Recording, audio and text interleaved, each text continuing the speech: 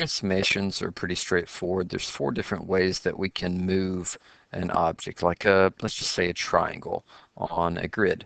And so one of the ways that we can do this is called a translation. And after you get done moving the object, it's going to be the same size, but you would slide up and down or left and right. So let's take a look at the example. Right here we have the triangle. Okay, you can see it's 2 units high by 2 units long. And I can slide it to the left, and then I could also slide it up. And what we've done is we've slid it to the left and up, so that's the translation, but the triangle is the exact same size that it was before. And it doesn't always have to be to the left and up. It could go to the right and down, okay? Or let's just do this. How about we just slide it to the right and don't worry about going up or down? Or how about we just go up and not worry about sliding it left or right? So that's the basic idea of what a translation is, but after you're done, you've basically made an exact copy of what you had before, or you could think of it as literally having moved it from the original spot to a new spot, and it's sliding up and down, left or right.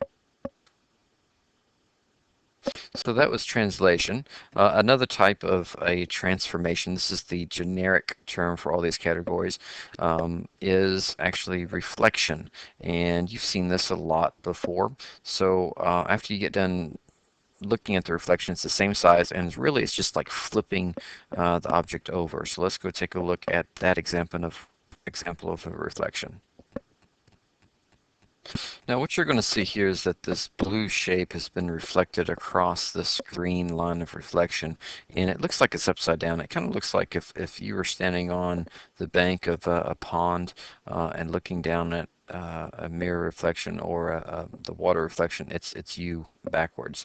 And for example, if I distort the shape a little bit, it's going to be distorted below it. See that? And that's kind of cool. That's a mirror image effect there. Okay. And since this is one above, this is one below, that's a reflection. And of course, you know, if the line of reflection changes, um, then basically it's reflected from that new line of reflection there.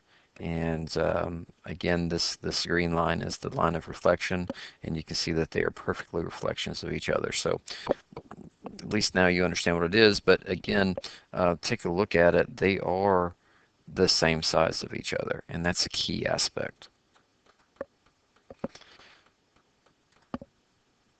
So, you know, translations and reflections, when that happens, is still the same size. And rotations, that's the same thing too. So let's go take a look at that in action for one of the examples.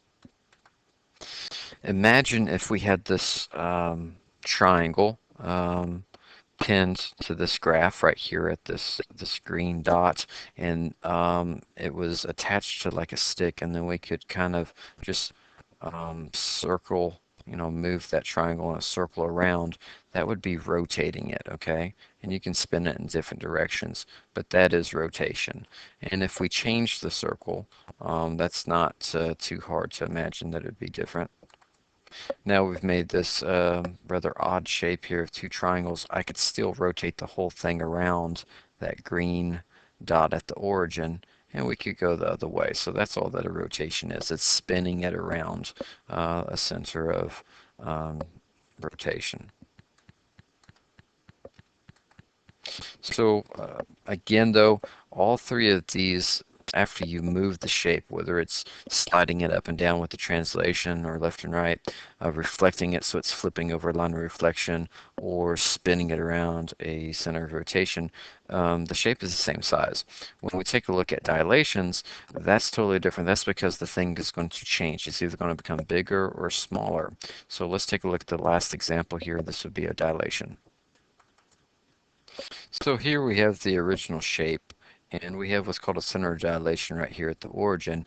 If I made it go bigger with a scale factor of 2, the new shape, this bigger outline of it is the same type of shape, but it's doubled in size. If I go to a scale factor of 3, yes, it gets even bigger. Now it's triple the size of the original one. And this would be, quadruple the size. You can see equals 4. That's your scale factor there.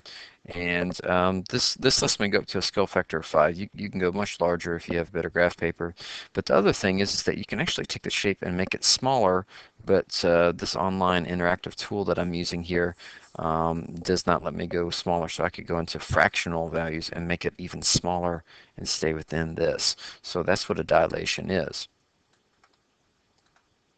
So this is what we have to do for the whole chapter right here. So I need to teach you how to do these 4 basic types of transformation with shapes on paper, and be able to know what a translation, reflection, and rotation is, and dilation. Just remember, these 3, you're going to get the same size shape. Over here, it's going to be the same type of shape, but it's going to change the size, and that's what a dilation is.